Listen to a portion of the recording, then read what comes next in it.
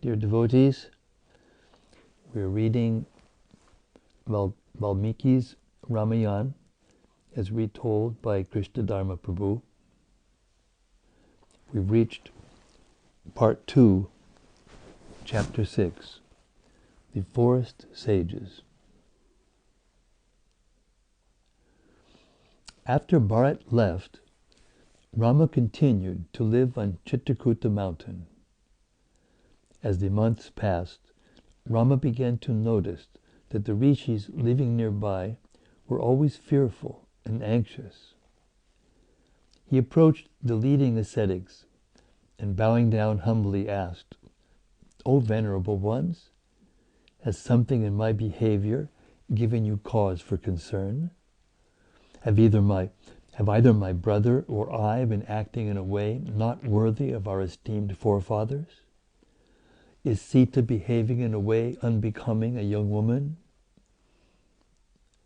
Rama had noticed on several occasions that the Brahmins spoke together while glancing at him. He knew they were worried about something.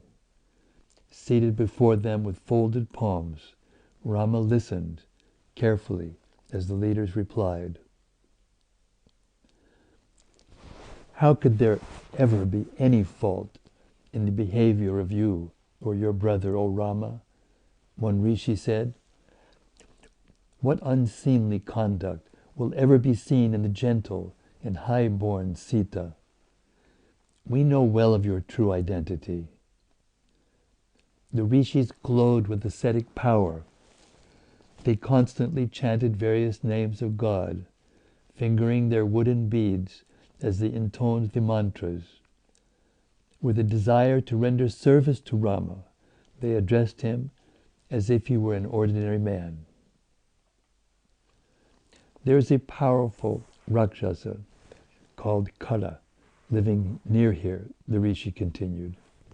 "This demon is Ravana's younger brother, and he is brutal, haughty, and sinful. Angered by your presence, he has been afflicting us with more vehemence than usual." Rama frowned as he heard about the Rakshasa. He could not tolerate any aggression toward Brahmins. The rishi went on, "Kara and his hordes of Rakshasas constantly impede our sacrifices. The demons show themselves in hideous, savage, and frightening forms. They throw flesh, bones, excrement, and urine down from the sky, defiling our sacrificial arenas. They make strange and terrible noises, and it is only a matter of time before they become violent toward us. We therefore desire to leave this place." Seeing sacrifice as their sacred duty, the ascetics wished to go to another forest, where they would not be disturbed. As Brahmins, they would not themselves fight the Rakshasas, although they were capable of checking them by their mystic power. They also understood that Rama wanted to destroy the demons, especially their leader, Ravana. Ramana tried to reassure the rishis, but they were determined to leave.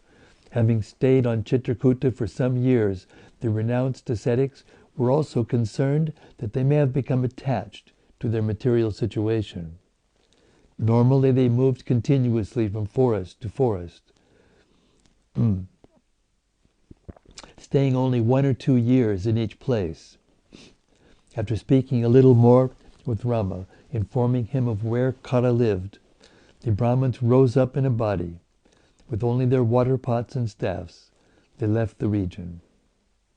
Rama followed them for some distance in order to see them off with respect. He then returned to his hermitage, considering in his mind how to deal with the Rakshasas.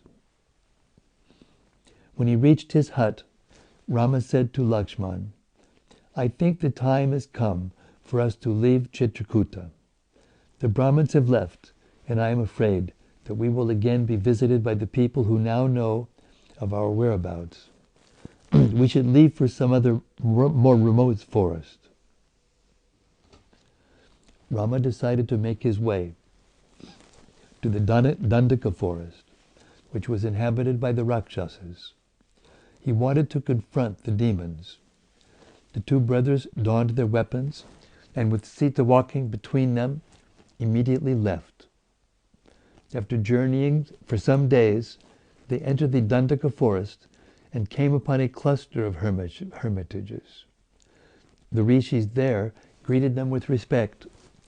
Those ascetics were endowed with divine vision, and they were astonished to see Rama and his companions.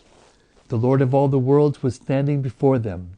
Seeing Rama and Sita's simple forest dress, the sages felt wonder and awe. They worshipped Rama with various prayers and offered him a hut for the night. "Welcome indeed is your arrival in these woods," the rishis said. "The king is the protector of righteousness and the only refuge of the people. He stands with his scepter and metes out justice as God's powerful representative. O Rama, we are your subjects and your servants. We are simple Brahmins who have renounced anger and controlled our senses. As such, we deserve your protection, even as a fetus is protected by its mother." Entertaining Rama with forest produce, the ascetics described how the Rakshasas had become increasingly violent. Under Ravana's leadership, the demons had become fearless, and they attacked the Brahmins constantly. 14,000 powerful Rakshasas had taken up their residence in the Dandaka forest, headed by Ravana's two brothers, Kara and Dushana. The situation was becoming unbearable for the sages. Rama and Lakshman listened gravely. They resolved to deal with the Rakshasas as soon as possible.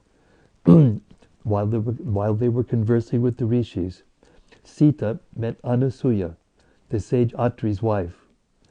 Anasuya gave Sita a celestial garment, garland and ornaments, along with celestial cosmetics and unguents. Sita accepted the gifts graciously, and with her husband's permission, adorned herself with them. After decorating herself with heavenly apparel, she shone brilliantly, exactly like Lakshmi, the eternal consort of Vishnu. After spending the night with the rishis, the princes left with Sita, and they penetrated deep into the Dandaka region. Lakshman moved ahead and cleared a path with his sword, cutting through the thick creepers and bushes. Sita, her head covered with her cloth to protect herself from the swarms of insects that flew about, walked in the middle. Rama brought up the rear, vigilantly, watching on all sides and holding his bow at the ready. The cries of jackals and shrieks of vultures and birds of prey could be heard all around. Here and there they saw uprooted, broken trees and the carcasses of slain beasts. As they broke through into a clearing, they suddenly saw a dreadful-looking Rakshasa. Powerfully built and as tall as several men, he stood entirely blocking their way. With pointed ears, fierce teeth protruding from his cavernous mouth, and blood-red eyes staring out from an ugly, misshapen face, the demon was terrible to behold. He held a long lance on which he had speared 4 lions, 3 tigers, a couple of wolves, and about 10 spotted deer. Around his blackish and hairy body were draped tiger skins, still dripping with blood and fat. He resembled the god of death. Standing with his staff of justice. When he saw Rama and the others, he let out a terrific roar that could be heard for many miles. He rushed furiously toward them and quickly seized Sita. Taking the princess a little distance away, the Rakshasa spoke to Rama and Lakshman in a voice resounding like claps of thunder. "Who are you two, looking like ascetics, but carrying weapons? You shame the Brahmin class with this strange behavior. Why have you brought a woman into this dense forest? Sinful as you are, you shall meet death at my hands. This lady shall become my wife. Today I shall drink your blood on the battlefield." Sita trembled in the monster's clutches like a sapling trembling in a storm. Seeing her carried away by the Rakshasa, Rama said to Lakshman, "It seems that Kaikeyi's cherished desire will today be fulfilled. This hideous demon has taken hold of my sinless wife. There is nothing more painful for me than to see the princess of Videha touched by another. This is more painful even than the death of my father or the loss of the kingdom." Rama cried tears of sorrow as he spoke. Lakshman became infuriated with the demon, and he hissed like an angry cobra. "Why are you, the Lord of all beings, with me as your servant, grieving like an orphan?" he asked. "The earth will soon drink this beast's blood. The anger which I wrongly directed toward Bharat will today be released upon that foul demon. Watch now as my arrow pierces his breast, and he whirls around, falling lifeless to the ground." The Rakshasa, still awaiting a reply to his question, again boomed out, "Who are you? And where are you going?" Rama moved closer to the demon and replied, "We are two warriors of the royal order of Raghu, who have come here in exile. Tell us who you are and why you roam this forest, O wicked one." "So, you are kings from Ayodhya," the Rakshasa replied. "Know me to be Virada, a Rakshasa who wanders this forest eating the flesh of sages. You should run away the way you came. I'll not kill you. I have been granted boons by Brahma and cannot be slain by any weapon. O Raghava, leave quickly and abandon this princess to me. Assuming a human form, I shall sport with her as my wife." Rama grew furious. With bloodshot eyes, he spoke in a voice like Indra's, "You pathetic fool! You are certainly seeking death. You will get it today on the battlefield. I shall not leave you with your life." Without uttering another word, Rama shot 7 golden feathered arrows at the demon. The arrows flew with the speed of Garuda and pierced right through Virada. Falling upon the earth, drenched with his blood, the Rakshasa roared in pain and released Sita. With his lance upraised, he rushed at Rama and Lakshman. The brothers immediately sent a shower of arrows at the demon. Even though pierced all over, Virada remained standing. Laughing aloud, he yawned contemptuously. He then hurled his lance at Rama with the force of a tempest. Rama at once fired 2 arrows, which cut the lance into 3 pieces as it coursed toward him. As it fell to the ground, the shattered lance resembled a rocky mountain ledge that had been struck by Indra's thunderbolt. Rama and Lakshman took out their swords, which resembled 2 black serpents, preparing to attack. They rushed at the Rakshasa and began striking him with great force. Virada reached down and lifted both brothers, one on each arm. Placing them on his shoulders, he ran toward the woods. As Virada approached the dense forest, Sita cried out, "Alas, where goes my lord, O best of the Rakshasas? Please take me also. How can I remain here alone?"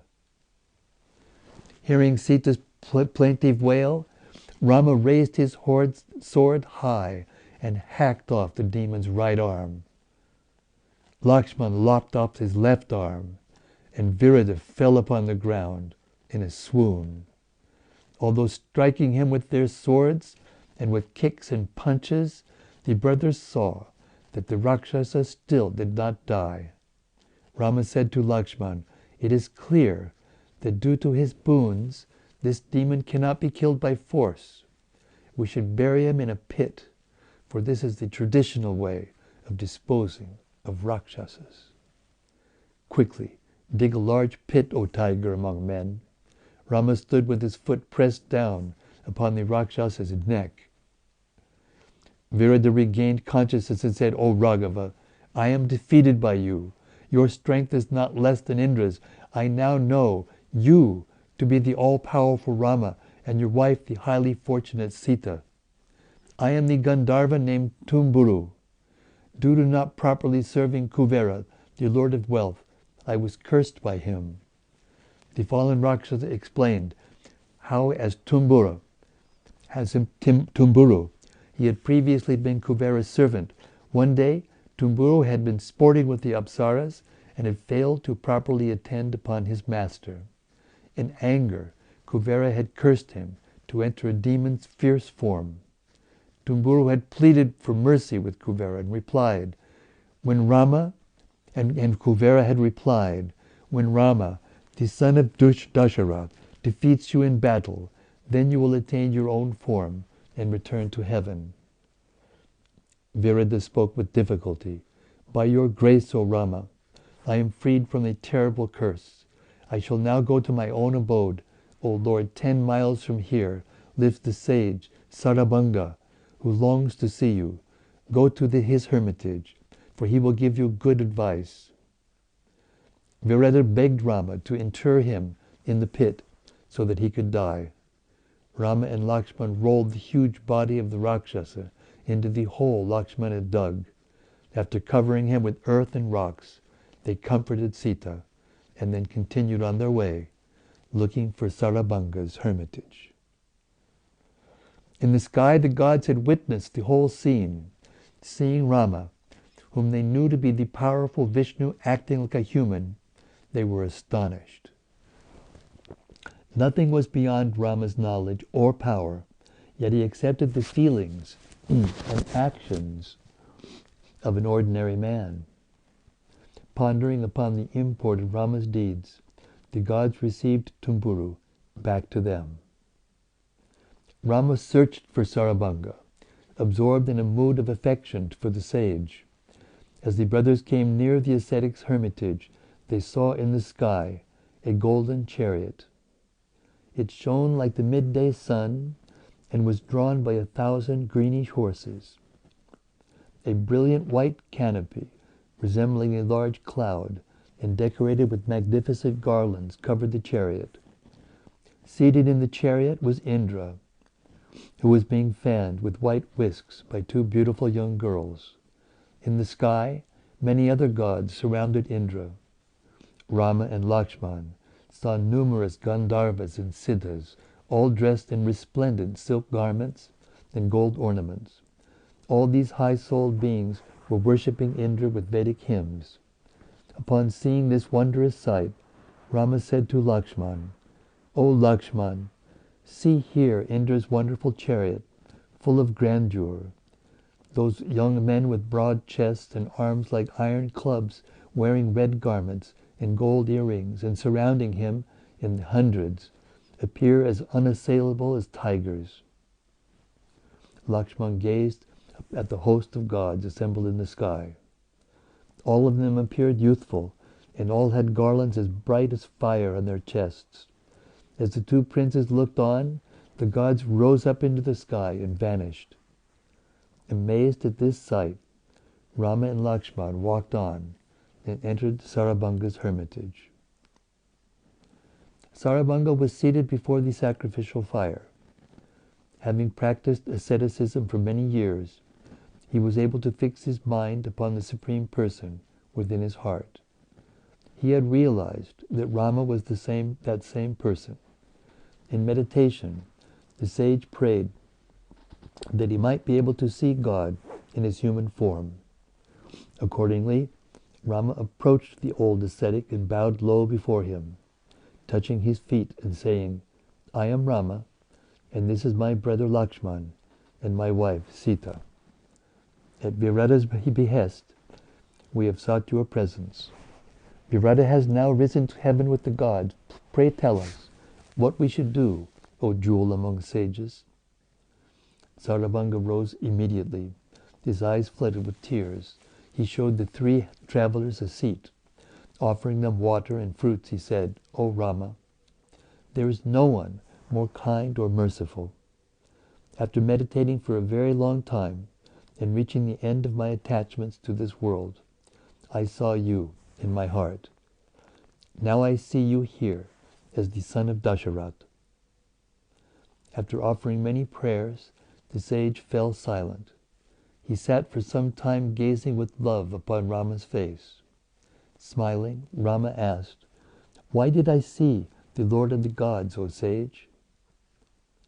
The sage said that Indra had come to take him to the higher planets, which he had earned as a result of his asceticism. Sarabhanga explained that desiring to remain on earth to see Rama, he had sent Indra away.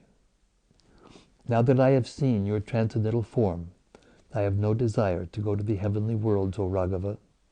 Sarabhanga said, Please take from me my ascetic merits. You will doubtlessly rise beyond even the highest heaven and attain Vishnu's immortal abode, O learned one," Rama replied. "But before leaving, pray tell me where I should go now." Sarabhanga directed Rama to the hermitage of another sage named Sutikshna.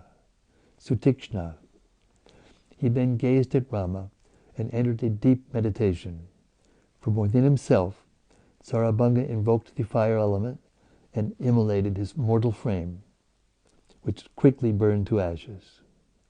The sage appeared in a shining spiritual body, and after offering his respects to Rama, rose up into the sky.